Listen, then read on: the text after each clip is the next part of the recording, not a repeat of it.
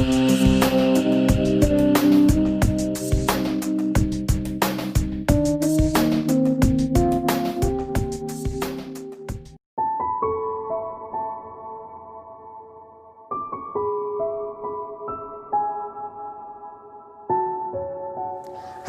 Namaste.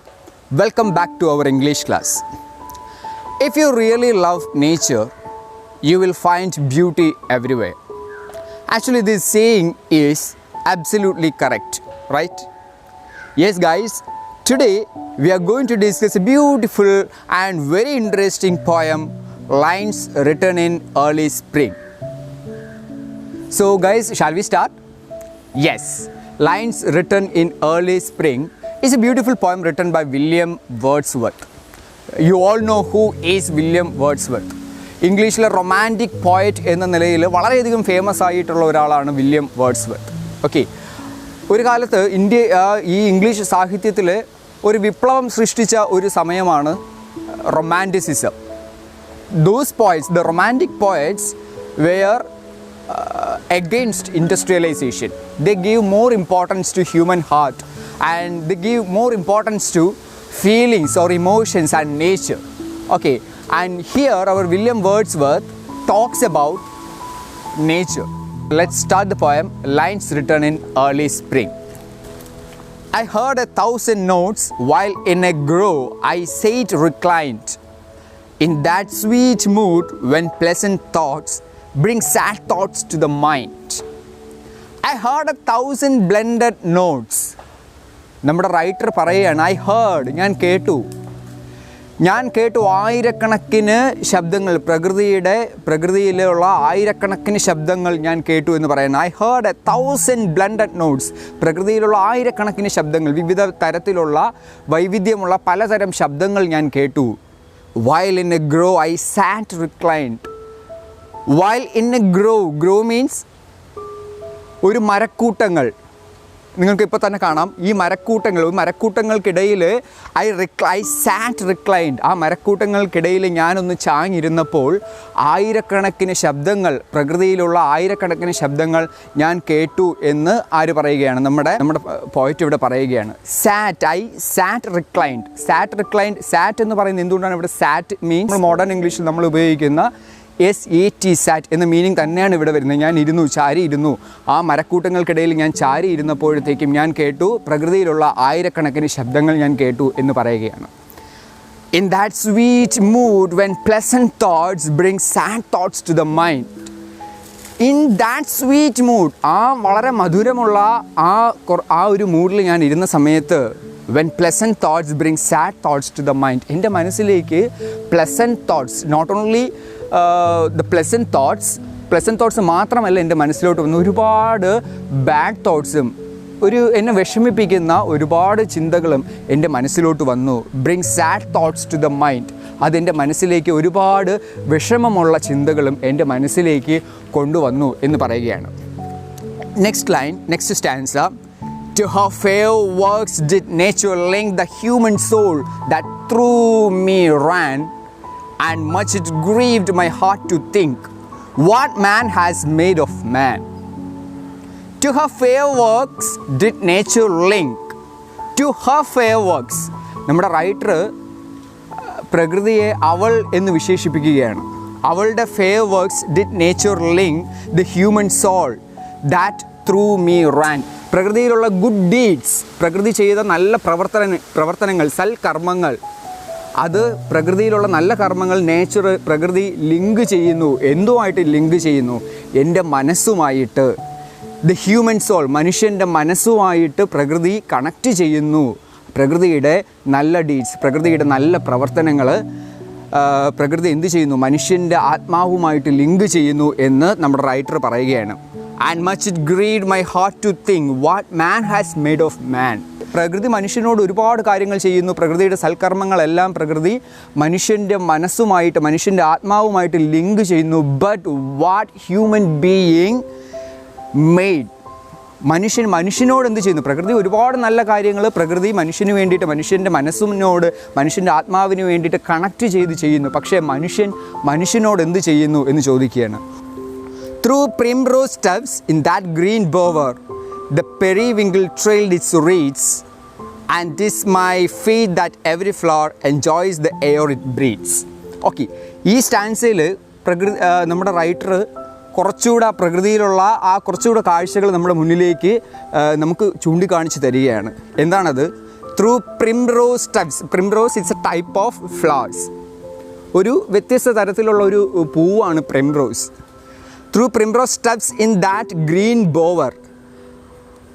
വളരെ primrose വളരെയധികം പൂത്തുലഞ്ഞ് ഒരു ആർച്ച് പോലെ, നിങ്ങൾക്കിത് ഇവിടെ കാണാം, ഒരു ആർച്ച് ഷേപ്പിൽ, ഇതുപോലെ ആർച്ച് ഷേപ്പിൽ നമ്മുടെ പ്രിംറോസ് പൂത്തുലഞ്ഞ് തളുത്ത് നിൽക്കുകയാണ്. The periwinkle trailed it's reads. അതിനിടയിൽ കൂടി പടർന്ന് വളരുന്ന ഒരു ചെടിയാണ് പെരിവിങ്കിൾ. അതിനിടയിലൂടെ ഈ പ്രിംറോസ് ചെടിയുടെ ഇടയിലൂടെ പൂത്ത് പന്തലിച്ച ഒരു ആർച്ച് മോഡലിൽ നിൽക്കുന്ന പ്രിംറോസിനിടയിലേക്ക് ഒരു പെരിവിങ്കിൾ ഒരു വ്യത്യസ്ത തലത്തിലുള്ള മറ്റൊരു ചെടിയും കൂടി അതിനിടയിലുകൂടി ഇങ്ങനെ ഒരുമിച്ച്, ആ രണ്ട് പുഷ്പങ്ങളും ഒരുമിച്ച് ചേർന്ന് ഒരുമിച്ച് പന്തലിച്ച് പൂത്ത് തളർത്ത ഒരു പുഷ്പചക്രം, ട്രെയിൽഡ് ഇറ്റ്സ് റീഡ്സ്, അത് അതിനോട് കൂടിച്ചേർന്ന് ഒരു പുഷ്പചക്രം തന്നെ ഉണ്ടാക്കുകയാണ്. അവിടെ ആ പ്രകൃതി, അവർ തമ്മിലുള്ള ഒരു ഐക്യത്തിനെയാണ് ഇവിടെ കവി ചൂണ്ടിക്കാണിക്കുന്നത്. ആ പുഷ്പങ്ങൾ തമ്മിലുള്ള, ആ ചെടികൾ തമ്മിലുള്ള ഐക്യത്തിനെയാണ് ഇവിടെ ചൂണ്ടിക്കാണിക്കുന്നത്. And this my faith that every flower enjoys the air it breathes and I believe. Poet വിശ്വസിക്കുകയാണ്, ഇറ്റ്സ് മൈ ഫെയ്ത്ത്, ഇതെൻ്റെ വിശ്വാസമാണ്, ദാറ്റ് എവറി ഫ്ലവർ, ഓരോ പുഷ്പങ്ങളും, ആ പ്രകൃതിയിലുള്ള ഓരോ പുഷ്പങ്ങളും enjoys the air it breathes, അത് ശ്വസിക്കുന്ന ആ എയർ അവർ എൻജോയ് ചെയ്യുന്നു. പ്രകൃതിയിലുള്ള ഓരോ പുഷ്പങ്ങളും ആ പുഷ്പങ്ങൾ ശ്വസിക്കുന്നു എന്ന് കവി പറയുകയാണ്. ഇത് ശ്വസിക്കുന്ന എയർ അവർ എൻജോയ് ചെയ്യുന്നു, ആ പുഷ്പങ്ങൾ എൻജോയ് ചെയ്യുന്നു എന്ന് കവി ഇവിടെ പറയുകയാണ്. Next stanza. The birds around me hopped and played, their thoughts I cannot measure, but the least motion which they made, it seemed a thrill of pleasure. Okay, the birds around me hopped and played. The birds around me, എൻ്റെ ചുറ്റിലുമുള്ള പക്ഷികളെല്ലാം they hopped and played. അവരെല്ലാവരും സന്തോഷവാന്മാരാണ്. ആ പക്ഷികളെല്ലാം ചിലയ്ക്കുന്നു, അവർ ഭയങ്കരമായിട്ട് എന്ത് ചെയ്യുന്നു, കളിക്കുന്നു, അവർ ചിറകടിച്ച് പറക്കുന്നു, എല്ലാം ചെയ്യുന്നു. And their thoughts I cannot measure.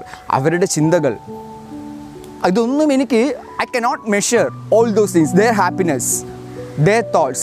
I'm not able to measure the happiness of that birds. ആ ബേർഡ്സിൻ്റെ, ആ പക്ഷികളുടെയൊക്കെ സന്തോഷം, അവരുടെ ആ കളികൾ, അവരുടെ ആ ഒരു ചിന്തകൾ, ഇതൊന്നും I am not able to measure. എനിക്ക് ഒന്ന് അളക്കാൻ പോലും, മെഷർ ചെയ്യാൻ പോലും എനിക്ക് പറ്റുന്നില്ല. I cannot measure. But the least motion which they made, it seemed a thrill of pleasure. അവരുടെ ഓരോ ചലനങ്ങളും ഓരോ ആവേശമാണ്. നമുക്കെല്ലാം ഒരു സന്തോഷമാണ് നമുക്ക് പ്രദാനം ചെയ്യുന്നത്. Then the budding twigs spread out of their fan. Next stanza. The budding twigs spread out of their fan to catch the breezy air, and I must do all I can that there was pleasure there. The budding twigs spread out their fan. Budding twigs, അതായത് ഒരു ചെടിയിൽ നിന്ന് വിടർന്നു പോകുന്ന അതിൻ്റെ ശാഖകളിലുണ്ടാകുന്ന ചെറിയ ചെറിയ മുകുളങ്ങൾ.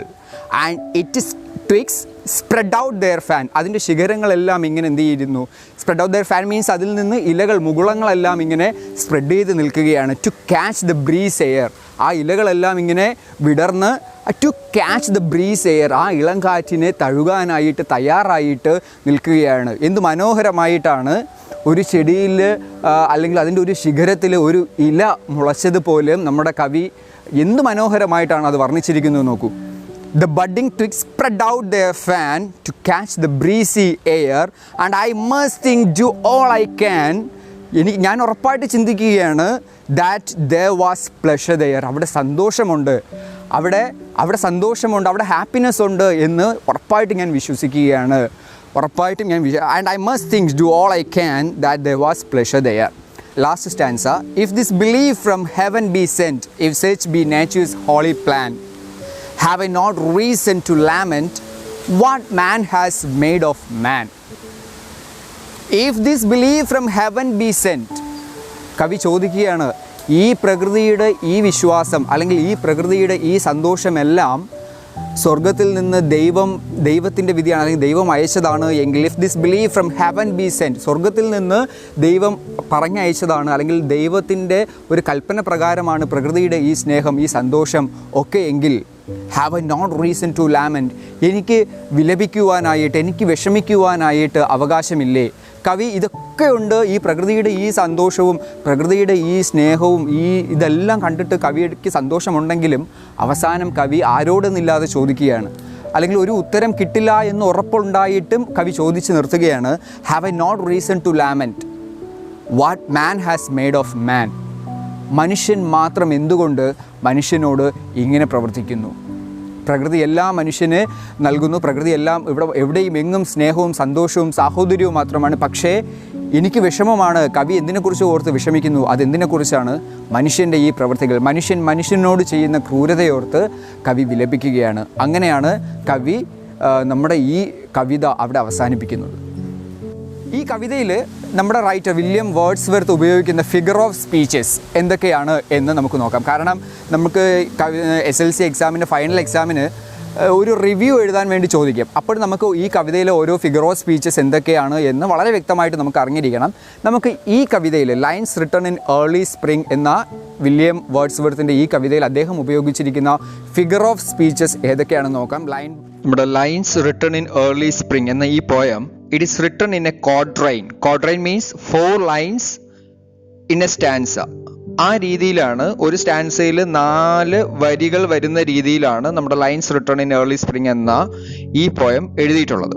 Then rhyming words and rhyming scheme. You all know how to identify rhyming words and rhyming scheme.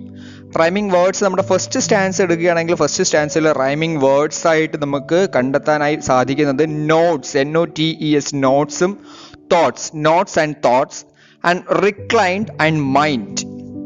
ഈ രീതിയിലാണ് റൈമിംഗ് വേർഡ്സ് വരുന്നത്. അതായത് റൈമിംഗ് സ്കീം എ ബി എന്ന റൈമിംഗ് സ്കീമിലാണ്. റൈമിംഗ് സ്കീമും റൈമിംഗ് വേർഡ്സും നിങ്ങൾക്ക് കണ്ടെത്തുന്നത് എങ്ങനെയാണെന്ന് അറിയാം, അതുകൊണ്ട് അതിവിടെ എക്സ്പ്ലെയിൻ ചെയ്യുന്നില്ല. സോ ഈ പാറ്റേൺ റൈമിംഗ് സ്കീമും റൈമിംഗ് വേർഡ്സും ഇങ്ങനെയാണ്. അപ്പോൾ നമ്മുടെ ഒരു റിവ്യൂ എഴുതുന്ന സമയത്ത് ഈ റൈമിംഗ് സ്കീമിനെ കുറിച്ചും റൈമിംഗ് വേർഡ്സിനെ കുറിച്ചും അത് ക്വാട്രൈൻ ആണ് എന്നുള്ള കാര്യങ്ങളും കൂടെ എഴുതണം.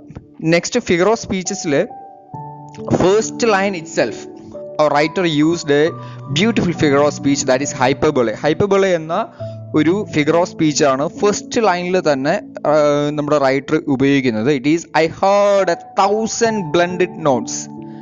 1000 blended notes എന്ന് പറയുന്നതിൽ 1000 blended notes, ആയിരക്കണക്കിന് ശബ്ദങ്ങൾ കേട്ടു എന്നത് ഇറ്റ്സ് ആൻ എക്സാഗ്രേറ്റഡ് സ്റ്റേറ്റ്മെന്റ്.